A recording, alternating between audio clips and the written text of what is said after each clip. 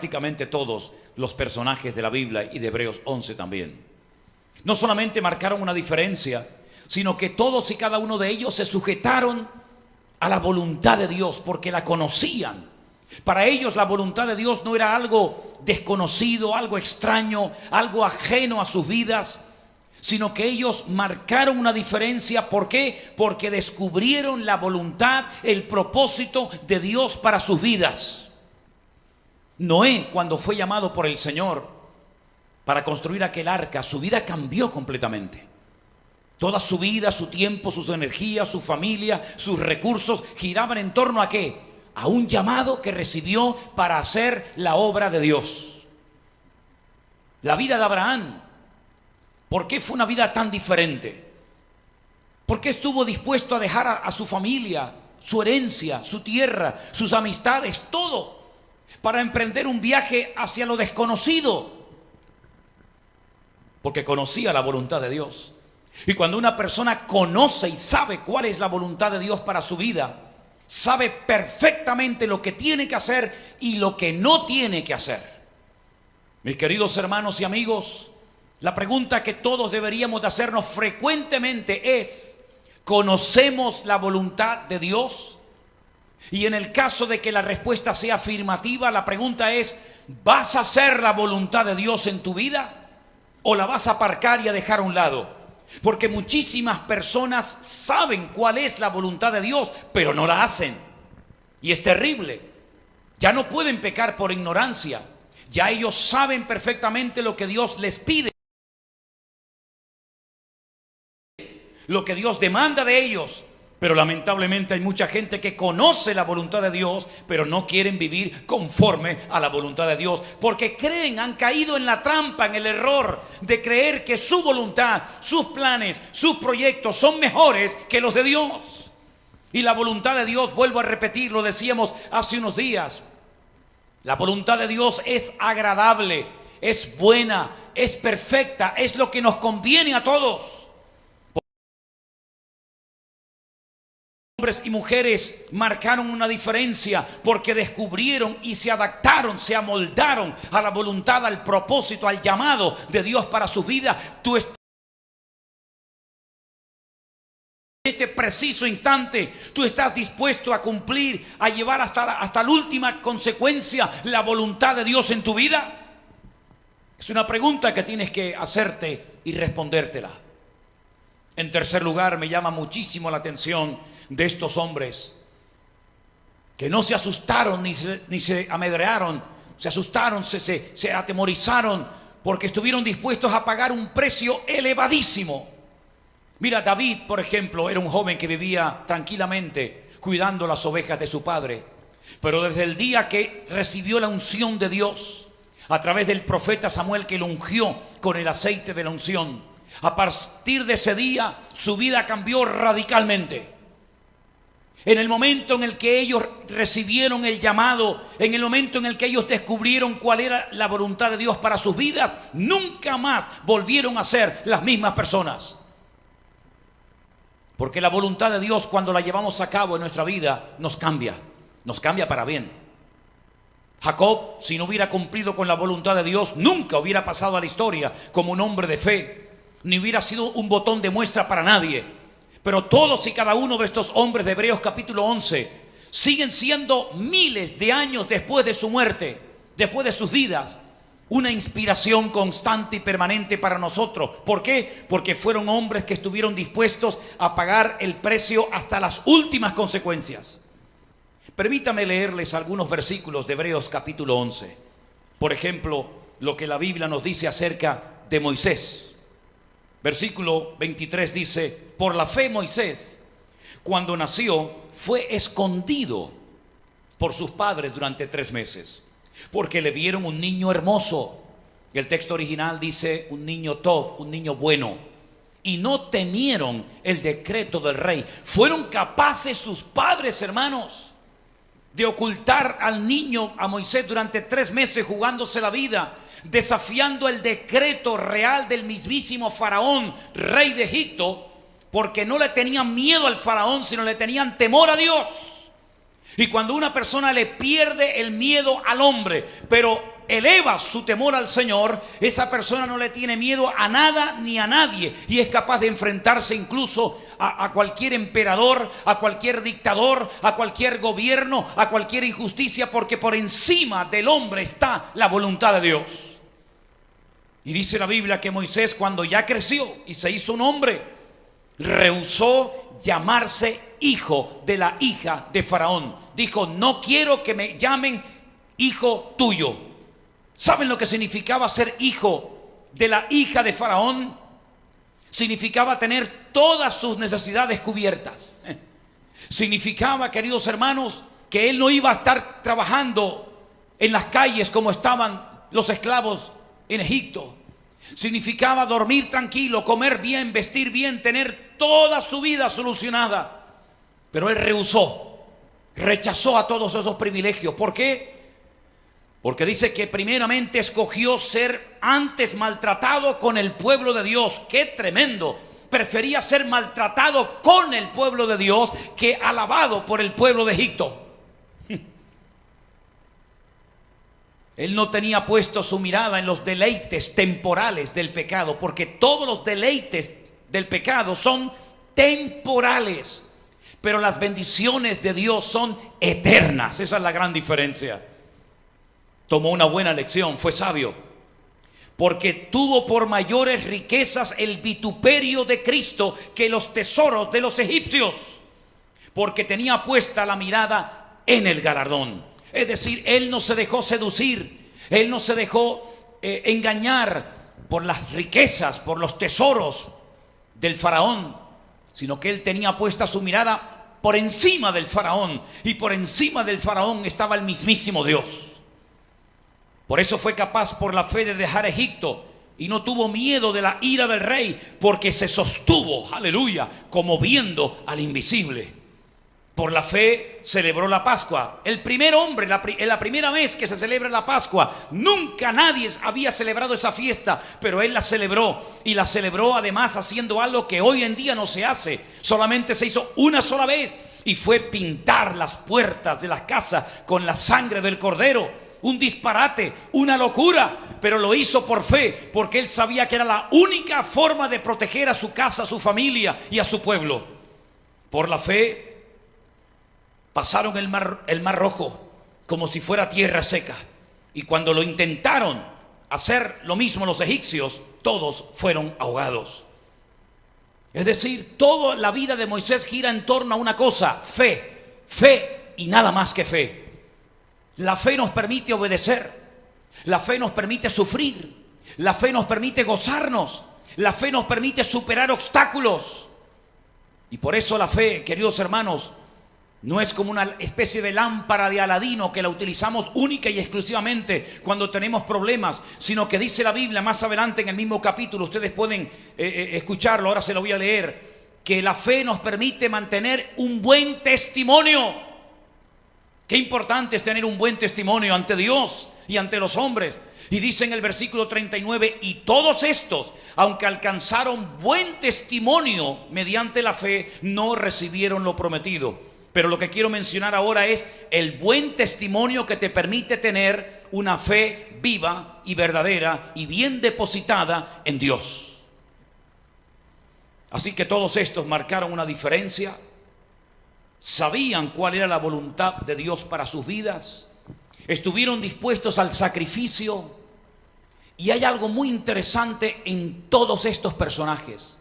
Es como, permítame el ejemplo, como si fueran los eslabones de una gran cadena, de una cadena humana, donde de uno a otro, de una generación a otra, se traspasaban el conocimiento y la fe en el Dios único, vivo y verdadero.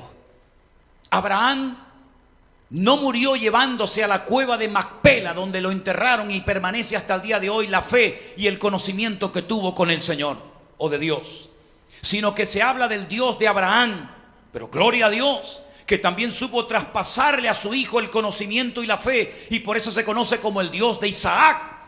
Y cuando Isaac murió y lo enterraron en la misma cueva, muy cerca de donde está enterrado su padre y su madre, Se supo traspasar a su hijo Jacob la fe. Por eso hablamos del Dios de Abraham, del Dios de Isaac, del Dios de Jacob. Porque traspasaban de padres a hijos, de generación en generación, el conocimiento, la fe, las experiencias que habían tenido con ese Dios invisible, pero real y tremendamente poderoso. Ellos se complementaron el uno al otro. Abraham sin Isaac se pierde la bendición por el camino. Isaac necesitó a un Jacob. Jacob necesitó a un José. José necesitó a un Judá, y así sucesivamente. Vemos que generación tras generación se fueron complementando el uno al otro. Pero lo tremendo de todo esto es que en el versículo que os acabo de leer dice que aunque todos estos, gloria a Dios, alcanzaron un buen testimonio delante del Señor, no recibieron lo prometido. Y quiero pararme un momento en este último punto. No recibieron lo prometido, porque hoy en día hay congregaciones, hay ministerios que le enseñan a la gente que vengan a la iglesia, vamos a orar por ustedes, vamos a bendecirles para que reciban todo lo prometido en la Biblia y lo no prometido en la Biblia. Y eso es un disparate. ¿Saben por qué? Porque dice la Biblia que unos sembrarán lo que otros, unos sembrarán y otros son los que cosecharán. En otras palabras, no siempre el Señor nos dará todo lo que pedimos o anhelamos en la vida. A veces el Señor, y gloria a Dios doy en esta tarde, que nos permite pues cosechar lo que a veces se sembró con lágrimas. Pero no siempre es así. Pero mis queridos hermanos, nosotros no tenemos que luchar por el galardón en sí mismo, por la recompensa, sino que nosotros hacemos las cosas por amor. No como esas personas que le dan ofrenda o el diezmo al Señor como especie de un intercambio. Yo te doy, pero tú me tienes que dar. Yo te doy, pero tú me tienes que bendecir. No es un trueque, queridos hermanos. Es un acto de fe, es un acto de amor, es un acto de generosidad. Y me dé o no me dé el Señor, me bendiga o no me bendiga, yo voy a seguir haciendo mi responsabilidad, cumpliendo con mi deber, porque no hago las cosas para recibir una recompensa en este momento, sino que yo sé que el Señor no es injusto y Él me recompensará cuando lo crea conveniente y donde lo crea conveniente. No luchamos, queridos hermanos, ni peleamos, ni predicamos por el aplauso, por el reconocimiento, nada más lejos de la realidad. Hemos trabajado y sufrido y predicado y servido al Señor con aplausos y sin aplausos, con recompensas y sin recompensas, porque nosotros hacemos las cosas por amor a Dios y no por conveniencia propia. Y eso es lo que tenemos que aprender en nuestra vida. Estar dispuestos a marcar una diferencia hoy, aquí y ahora.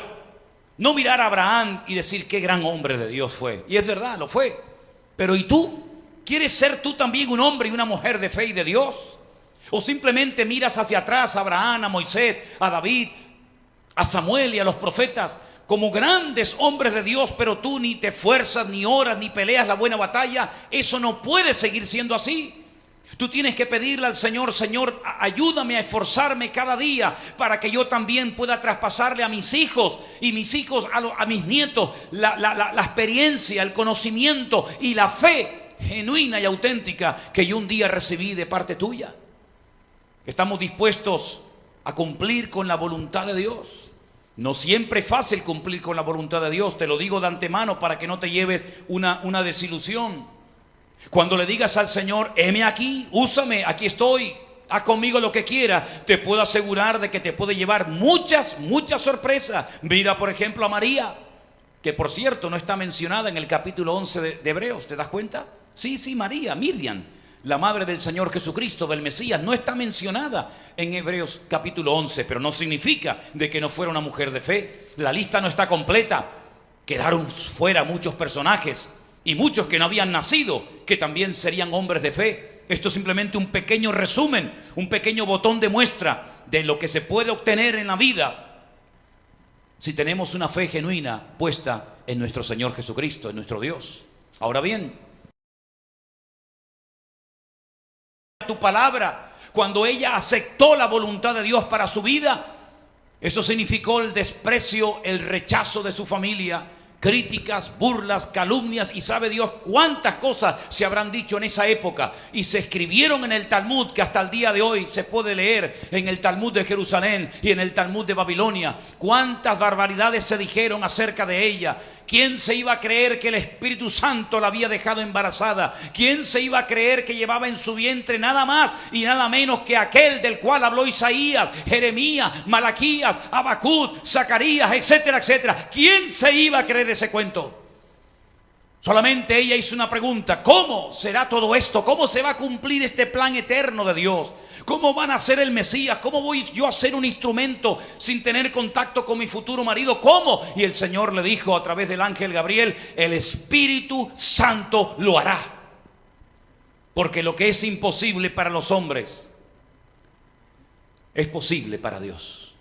Y probablemente estés tú o algunos de ustedes pasando por alguna situación difícil, dura, algún momento en el que ya no sabes qué hacer, te has quedado sin ideas, te has quedado sin recursos, te has quedado incluso hasta sin dinero. Y ahora dices: Dios mío, ¿y ahora qué?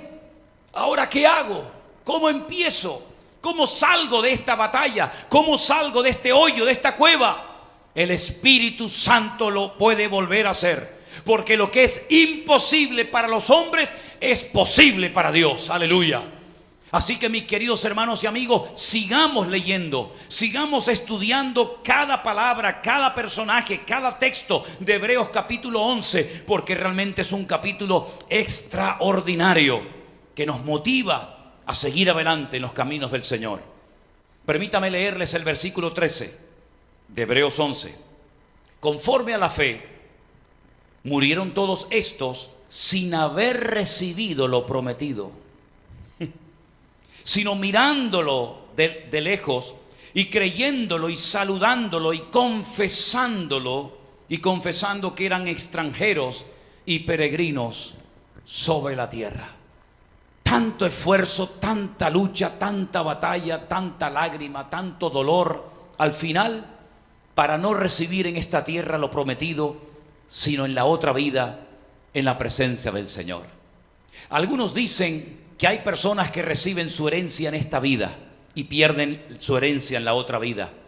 Nosotros creemos que el Señor a veces también trae ciertas y determinadas recompensas en esta vida, pero no tiene por qué ser siempre así, porque realmente nuestra recompensa, la eterna, no la temporal, no la que tengo hoy y mañana la puedo perder por lo que sea, sino la recompensa verdadera, esa corona, ese galardón eterno que nada ni nadie te podrá quitar jamás, donde está esperándonos, es en la otra vida.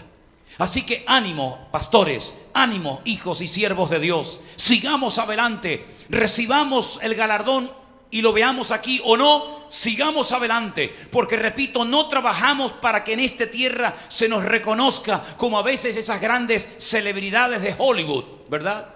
Que hacen una multitudinaria convocatoria para que vengan amigos, familiares, la prensa, los canales de televisión y le rinden un homenaje a un hombre que ha sido un gran artista, un gran cantante o toda una celebridad, y se ponen de pie y le aplauden y le dan regalos, etcétera, etcétera. Hermanos, esa es la pompa, esa es la gloria del hombre, eso es efímero, y eso fue a lo que renunció Moisés. Él prefería sufrir con el pueblo de Dios, él prefería vivir de una forma diferente, marcar una diferencia, quedar como un tonto, como un loco, como una persona totalmente fuera de onda. ¿Pero por qué? Porque tenía la mirada puesta mucho más allá del galardón humano, efímero y al fin y al cabo pasajero. Así que, mis queridos hermanos y amigos, tenemos en esta Biblia, en esta palabra de Dios, en este libro perfecto y maravilloso, en este libro extraordinario, la vida de hombres y mujeres de fe. ¿Quieres ser un hombre y una mujer de fe? Inspírate en ellos, estudia sus biografías, cómo hablaron, cómo vivieron, qué pruebas tuvieron que pasar, qué tentaciones superaron, qué enemigos tenían dentro, afuera, arriba y abajo. Y en cada uno de estos personajes vas a encontrar cómo el Señor le dio la salida, cómo el Señor bendijo, cómo el Señor prosperó a muchos de ellos. Mira, por ejemplo, Abraham lo dejó todo, pero al final se terminó convirtiendo en esta vida el hombre más influyente, el hombre más rico, de toda su época. ¿Qué te parece Jacob? Tuvo que dejar a su padre, a su madre, tuvo que marcharse lejos durante más de 20 años, luchando, trabajando, hasta la extenuación para poder conseguir a su esposa, a la que amaba, y después le dan otra, y después tuvo que trabajar otro tanto de años. Pero el Señor lo honró, el Señor lo premió. Hoy seguimos hablando de él. De Esaú poco se habla, poco hay que decir. Pero de Jacob podríamos estar días, semanas, meses, años hablando de un hombre que hasta Dios mismo le cambió el nombre y le llamó Israel. Queridos hermanos, quiero que en esta tarde oremos al Señor y le demos gracias, porque el Señor es bueno. Y si en algún momento de nuestra vida permite que pasemos por situaciones difíciles o incómodas que nos hacen llorar o sufrir, como hay una canción que compuse hace mucho tiempo, en una de las estrofas digo: hay dolores que son toda una bendición. Por eso quiero que le des gracias al Señor, que si puede ser cierres tus ojos, inclines tu rostro ahí en el salón de tu casa, frente a tu pantalla de televisión o frente a tu ordenador, y le digas: Señor, haz de mí un hombre y una mujer de fe. Quita de mí la incertidumbre, la inseguridad, el miedo. Transfórmame como transformaste a Jacob, a Moisés, a David y a tantos personajes de la historia. Porque el Dios de ellos es mi Dios. Y yo quiero obedecerte como ellos te obedecieron. Y yo quiero amarte como ellos te amaron. Y quiero esforzarme como ellos se esforzaron. Tenga o no la recompensa y la bendición en esta vida, me da igual. Yo no hago las cosas para ser visto, para pasar, delante de los hombres como un héroe, como una persona importante o sabia, oculta, sino hago las cosas para agradarte a ti, mi Señor, al cual amo con todo mi corazón, con toda mi alma y con todas mis fuerzas. Te queremos pedir, Señor, para que tú bendigas a las familias enteras y puedan levantarse en estos tiempos difíciles y peligrosos, familias enteras, miles y miles de jóvenes, miles de matrimonios, de familias que vayan por todo lugar predicando tu palabra y extendiendo el reino de Dios y hablando de ti a todas partes y a todas las personas. Te damos gracias, Señor, por la fe que nos diste, a través de la cual podemos vivir con un buen testimonio, firmes y victoriosos en el nombre de Cristo Jesús. Amén y amén. Gloria al Señor. Mis queridos hermanos, estos 40 versículos que tiene el capítulo 11 de Hebreos, son capítulos cargados de una sabiduría y de una enseñanza extraordinaria que nos van a ayudar a fortalecer nuestra fe y a animarnos para seguir adelante corriendo la carrera con paciencia. Que el Señor les bendiga muy, muy ricamente a todos y a cada uno de ustedes en esta tarde.